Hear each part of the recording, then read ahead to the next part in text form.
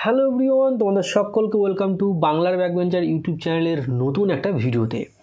আজকের ভিডিওর আলোচনার বিষয় হচ্ছে যে electrical engineering for polytechnic student.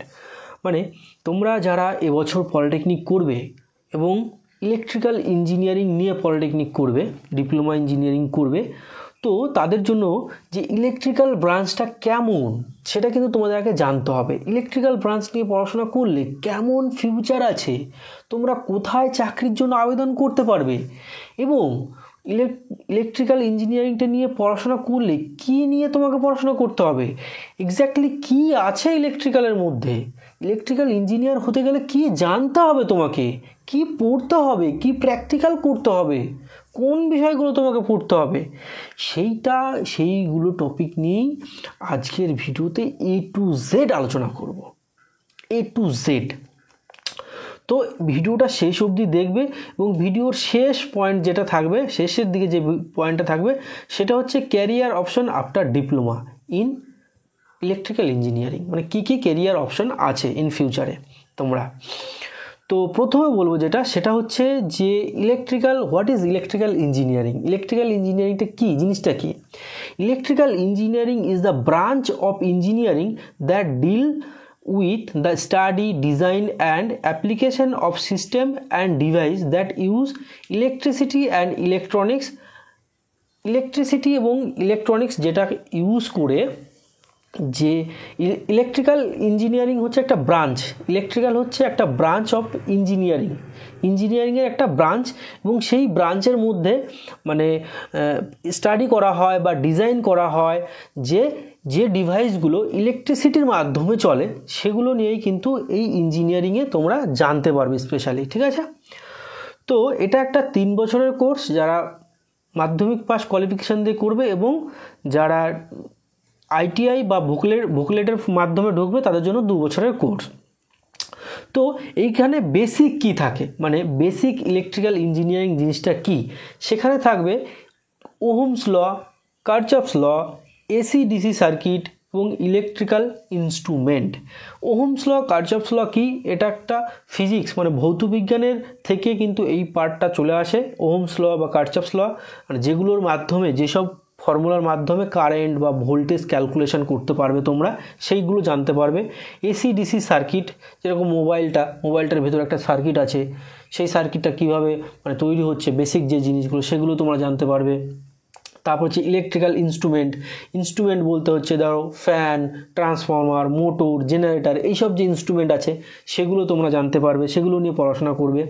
Electrical machine, মানে ইলেকট্রিক্যাল মেশিন সম্পর্কে তোমরা জানতে পারবে। ইলেকট্রিক্যাল মেশিন কী টাইপের মেশিন থাকে, যেরকম ট্রান্সফর্মার, মোটর আবার 2 ধরনের হয়, AC মোটর, DC মোটর।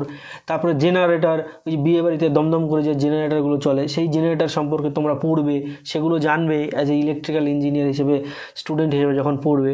তারপর হচ্ছে পাওয়ার সিস্টেমটা কি, ধরো এই যে আমাদের ফ্যান একটা পাওয়ারে চলছে, ঠিক আছে, সেই জেনারেশন অফ পাওয়ার, মানে এই যে পাওয়ারটা কীভাবে তৈরি হচ্ছে, কীভাবে জেনারেট হচ্ছে, সেই সম্পর্কে তোমরা জানবে। তারপরে হচ্ছে ট্রান্সমিশন লাইন, মানে ওই যেখানে ধরো একটা ড্যামের পাওয়ারটা তৈরি হলো, সেই পাওয়ারটা কীভাবে ট্রান্সমিশন করা হবে, কীভাবে আনা হবে, সেইটা সম্পর্কে তোমরা জানবে। ডিস্ট্রিবিউশন জানতে পারবে। ডিস্ট্রিবিউশন বলতে তোমাদের গ্রামে একটা ট্রান্সফর্মার অবধি এলো, সেই ট্রান্সফর্মার থেকে তোমার ঘরের মধ্যে কীভাবে ঢুকলো, সেই সব সম্পর্কে কিন্তু তোমরা অ্যাজ এ ইলেকট্রিক্যাল স্টুডেন্ট হিসেবে তোমরা কিন্তু পড়বে।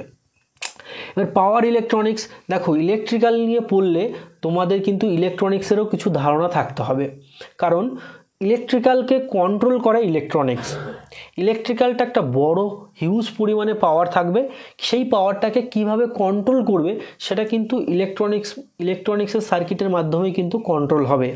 ঠিক আছে, তো পাওয়ার ইলেকট্রনিক্সটাও কিন্তু তোমাদের একটা ধারণা থাকতে হবে।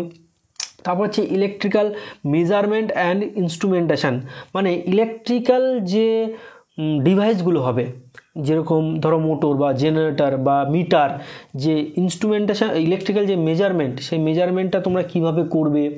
তারপরে যে ইনস্ট্রুমেন্ট থাকে, সেই ইনস্ট্রুমেন্টগুলো কিভাবে কাজ করবে, সেগুলো কিভাবে বানাবে, সেগুলো নিয়ে তোমরা কিন্তু পড়বে। এবার হচ্ছে কন্ট্রোল সিস্টেম।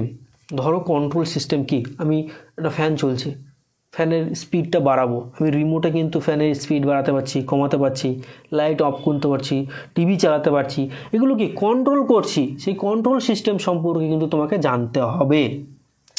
এবার ইলেকট্রিক্যাল, এবার ব্যাপারটা দেখো, আমি একটা কথা বলি যে এই যে টপিকগুলো বলছি, হ্যাঁ, এই টপিকগুলো কিন্তু তোমাকে একদম ডিটেলস পলিটেকনিক লেভেলে কিন্তু একদম ডিটেলসে জানতে হয় না, মানে কিভাবে কাজ করে, এর কোথায় ব্যবহার করা হয়, এগুলো জানলেও কিন্তু অনেক অনেক মানে লাভ থাকে। ডিটেলসে জানবে যারা, তারা হচ্ছে বিটেক লেভেল বা এমটেক লেভেলের স্টুডেন্ট কিন্তু ডিটেলসে জানবে। তবে হ্যাঁ, যেটুকুই পড়বে না কেন সেটুকু ডিটেলসে জানার চেষ্টা করবে, মানে প্র্যাকটিক্যাল আর থিওরিটিক্যালকে দুটোকে একসঙ্গে ম্যাচ করলেই তুমি কিন্তু জীবনে ভালো একটা ইঞ্জিনিয়ার হতে পারবে। এটা পার্সোনাল একটা এক্সপিরিয়েন্স থেকে বলছি তোমাদেরকে। তারপর হচ্ছে ডিজিটাল ইলেকট্রনিক্স সম্পর্কেও তোমাদের জানতে হবে। ইন্ডাস্ট্রিয়াল ইলেকট্রনিক্স, ইন্ডাস্ট্রিতে যেসব বড় বড় ইন্ডাস্ট্রি আছে সেখানে দেখবে এখন মানে অটোমেশন সিস্টেমটা চলে এসছে। সেই পিএলসি একটা ল্যাঙ্গুয়েজ, সেই ল্যাঙ্গুয়েজের মাধ্যমে সব কিছু কন্ট্রোল হচ্ছে, সেগুলো সম্পর্কে জানতে হবে। তবে হ্যাঁ, একটা কথা বলি, তোমরা যারা ফার্স্ট ইয়ারে ভর্তি হবে তাদের সঙ্গে কিন্তু এইসবের কোনো লেনাদেনা থাকবে না। যখন তোমরা থার্ড সেমিস্টার মানে সেকেন্ড ইয়ারে উঠবে তখন থেকে কিন্তু এই সম্পর্কে পড়তে পারবে। বাট একটা কথা বলছি, ফার্স্ট সেমিস্টারে ফিজিক্সে যেসব সাবজেক্টগুলো পড়বে, ফিজিক্সের যেসব পয়েন্টগুলো পড়বে, সবগুলোই কিন্তু তোমার খুব খুব ভালো করে জানতে হবে, কারণ ফিজিক্সের ওপরও বেস করেই কিন্তু ইলেকট্রিক্যাল ইঞ্জিনিয়ারিংটা দাঁড়িয়ে আছে, ফিজিক্স আর ম্যাথের ওপরে। ঠিক আছে, আর ইলেকট্রিক্যাল প্র্যাকটিক্যাল স্কিল কি থাকতে হবে, মানে এইসব পড়াশোনা করলে তোমাদের কি এক্সপিরিয়েন্স হবে, ওয়ারিং, হাউস ওয়ারিং, এইসব কিন্তু সোল্ডারিং, পিসিবি ডিজাইনিং, এগুলো তোমরা জানতে পারবে। এবার আসবো মেন পয়েন্ট, যেটা ক্যারিয়ার অপশন আফটার ডিপ্লোমা বা পলিটেকনিক। ক্যারিয়ার অপশন মানে কোথায় তোমাদের ক্যারিয়ার আছে, কি কোন কোন পজিশানে তোমরা কিন্তু অ্যাপ্লাই করতে পারবে, সেগুলো কিন্তু আমি বলবো। এবার প্রথমে বলবো জব রোল হিসাবে তোমরা জুনিয়র ইঞ্জিনিয়ার পোস্টে তোমরা অ্যাপ্লাই করতে পারবে। কোথায় অ্যাপ্লাই করতে পারবে, যেরকম ইলেকট্রিসিটি বোর্ড, আমাদের ওয়েস্ট বেঙ্গলে দেখবে ইলেকট্রিসিটি বোর্ড আছে, সেই বোর্ডে তোমরা কিন্তু অ্যাপ্লাই করতে পারবে। এনটিসিপিতে অ্যাপ্লাই করতে পারবে। ভেল বলে যে একটা আছে, ভারত ইলেকট্রনিক্স লিমিটেড বলে একটা কোম্পানি, সেখানে অ্যাপ্লাই করতে পারবে। তারপরে তোমরা কিন্তু রেলের জন্য অ্যাপ্লাই করতে পারবে, সেলের জন্য অ্যাপ্লাই করতে পারবে অ্যাজ এ জুনিয়র ইঞ্জিনিয়ার পোস্টে, রেলের লোকো পাইলট হতে পারবে। ঠিক আছে, তারপর হচ্ছে ইলেকট্রিক্যাল টেকনিশিয়ান পোস্টে তোমরা অ্যাপ্লাই করতে পারবে, যে কোনো ইন্ডাস্ট্রিতে বা ফ্যাক্টরিতে ইলেকট্রিশিয়ান হিসেবে তোমরা কিন্তু অ্যাপ্লাই করতে পারবে। তারপর হচ্ছে মেনটেনেন্স ইঞ্জিনিয়ার, রেলওয়েতে যে বড় বড় ইলেকট্রিক যে রেলের ইঞ্জিনগুলো, সেই ইঞ্জিনগুলো তো মেনটেনেন্স করতে হবে। কারা করবে? ইলেকট্রিক্যাল ইঞ্জিনিয়াররা করবে। অ্যাজ এ মেনটেনেন্স ইঞ্জিনিয়ার হিসেবে রেলওয়ে, মেট্রো, পাওয়ার প্ল্যান্টস, এইসব ক্ষেত্রে কিন্তু তোমরা অ্যাপ্লাই করতে পারবে। তারপর হচ্ছে ইলেকট্রিশিয়ান সুপারভাইজার, ধরো কোনো একটা ইন্ডাস্ট্রিতে আইটিআই লেভেলের কোয়ালিফিকেশান দিয়ে যারা চাকরি করবে তাদেরকে তুমি কিন্তু তাদের সুপারভাইজার হতে পারবে। ঠিক আছে, তাদের সুপারভাইজার হিসাবে তুমি কিন্তু চাকরি করতে পারবে, অ্যাপ্লাই করতে পারবে। অ্যাপ্রেন্টিসশিপ ট্রেনিং করতে পারবে। অ্যাপ্রেন্টিসশিপ ট্রেনিং হিসাবে তুমি গভর্নমেন্ট বা প্রাইভেট সেক্টরেও কিন্তু চাকরি করতে পারবে। পরে হায়ার স্টাডির জন্য তুমি কি করতে পারবে, হায়ার স্টাডির জন্য তুমি বিটেক ভায়া ল্যাটারাল এন্ট্রি দিয়ে তুমি বিটেক করতে পারবে। তারপর বিটেক করার পরে এমটেক করতে পারবে, এমটেক করার পরে পিএইচডি করতে পারবে। পড়াশোনা কিন্তু অনেক অনেক অনেক একটা ভালো একটা জিনিস, যতটা হায়ার স্টাডি প্রয়োজন তোমরা কিন্তু করতে পারো। তো আশা করি তোমরা বুঝতে পেরেছো। এখনও অবধি যদি বুঝতে না পারো, কোনো ডাউট থাকে, অবশ্যই কিন্তু কমেন্ট বক্সে কমেন্ট করে জানাবে। তো ভিডিওটা কেমন লাগলো অবশ্যই সেটা জানিও। ভালো থেকো, সুস্থ থেকো এবং নিজের ফ্যামিলিকে নিয়ে হ্যাপি থেকো। Thank you.